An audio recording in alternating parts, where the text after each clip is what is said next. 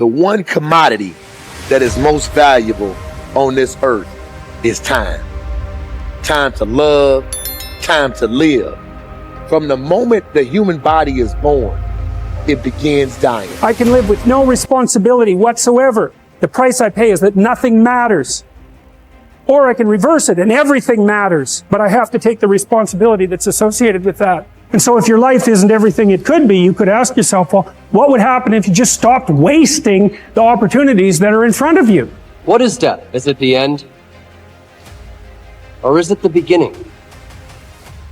And what is life? What is this thing we call life?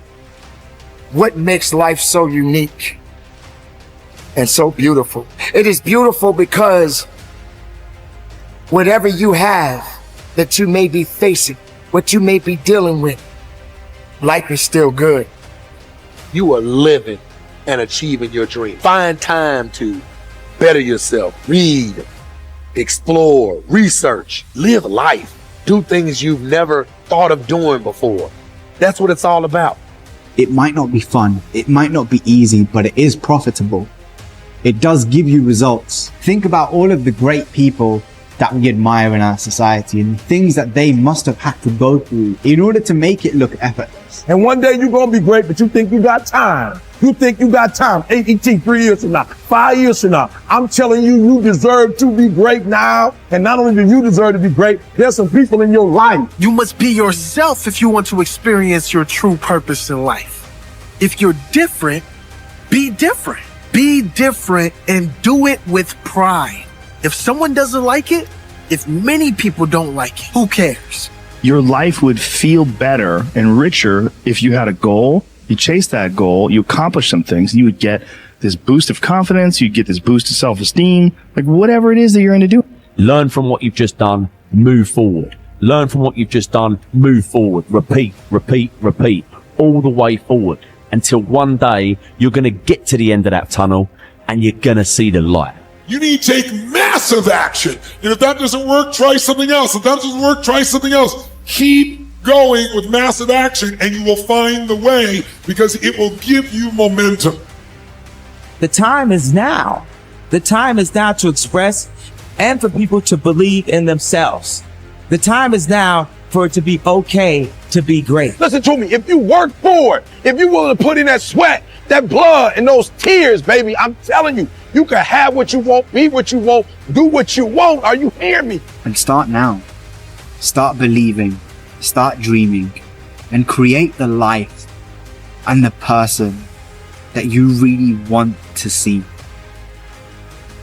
I think it's good to remember that if we just go along with the crowd, we won't wind up with much more than the wish that we could do it all over again, and as far as we know, you can't. If we want to amount to anything as individuals, we need individual goals, individual thinking, individual actions. And we must never conform to the big group. We must love them, we must help them, we must serve them, because our whole success will depend on our ability to do these things.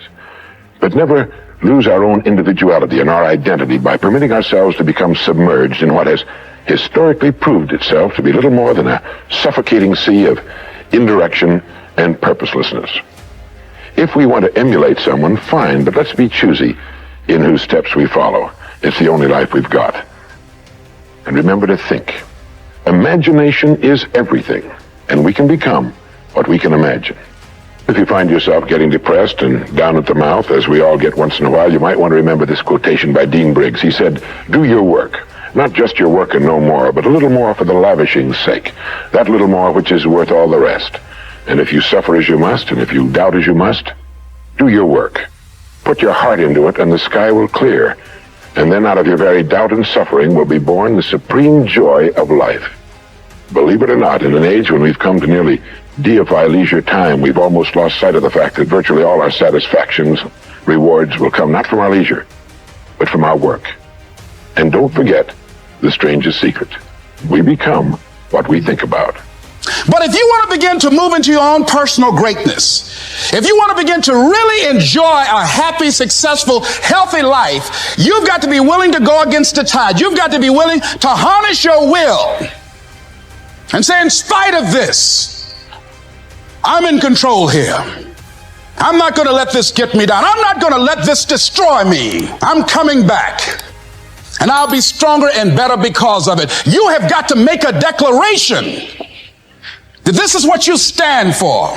You're standing up for your dreams. You're standing up for peace of mind. You're standing up for health. You want it, and you're going to go all out to have it. It's not going to be easy. When you want to change, it's not easy. If it were in fact easy, everybody would do it. But if you're serious, you'll go all out. So yes, I'm going to turn this situation around. I'm not going to sit back and moan and cry over what happened and what went wrong and who did what. I'm going to do something about this situation. The way to transform yourself is through your work. Now, I know this runs counter to our prevailing cultural prejudices. Work is too ugly, too boring, too vain. Self-transformation, we think, comes through a spiritual journey. Therapy, a guru who tells us what to do, intense group experiences and social experiences, drugs. But most of these are ways of running away from ourselves and relieving our chronic boredom. They're not connected to process, and so any changes that occur don't last. Instead, through our work, we can actually connect to who we are instead of running away. And by entering that slow, organic process, we can actually change ourselves from the inside out in a way that's very real and very lasting. This process involves a journey of self-discovery that can be seen as quite spiritual, if you like. And in the end of this process, we contribute something unique and meaningful to our culture through our work, which is hardly ugly, boring, or vain. This intense focus on one goal is not easy, but it is all important. Orison Swetmarden wrote, "The giants of the race have been men and women of concentration who have struck sledgehammer blows in one place until they have accomplished their purpose. The successful men and women of today are those of one over, mastering idea, one unwavering aim, men and women of single and intense purpose." Marden also said that every great man has become great. Every successful man has succeeded in proportion as he has confined his powers to one particular channel. Single-minded concentration in the direction of your dreams will intensify your desires and increase your emotional drive toward your goal. This intensity of concentration will activate the law of attraction and begin to attract people and opportunities into your life to help you to achieve your goal. The more you think about your goal, the more it will come to dominate and direct your life. The more you think about it, the more rapidly you will move toward it, and it will move toward you. Great men and women are those who absolutely believe that they are put on this earth to do something wonderful with their lives. They have a vision of something greater or better than their current circumstances. Personal greatness means having a sense of destiny and a conviction that your thoughts and your imagination are the only real limits to your possibilities. William James said, compared to what we ought to be, we are only half awake. We are making use of only a small part of our physical and mental resources. Stating the thing broadly, the human individual thus lives far within his limits. He possesses powers of various sorts which he habitually fails to use. The founder of Success magazine, Orison Swetmarden, once said, "There are powers inside of you, which, if you could discover and use, would make of you everything you ever dreamed or imagined you could become." In a 5-year study of leaders reported on in his book, Leaders, Warren Bennis discovered that each of them consciously avoided the comfort zone by continuously setting higher goals.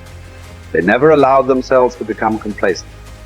They lived their lives fully extended, always striving to be and do more. To develop unshakable self-confidence, you need to see yourself and think of yourself as a leader, and to do what leaders do. You need to stretch yourself toward the outermost boundaries of your potential. You need to set goals that draw out of you the very best that is in you. You need to work toward objectives that cause you to feel a sense of mastery and peak performance.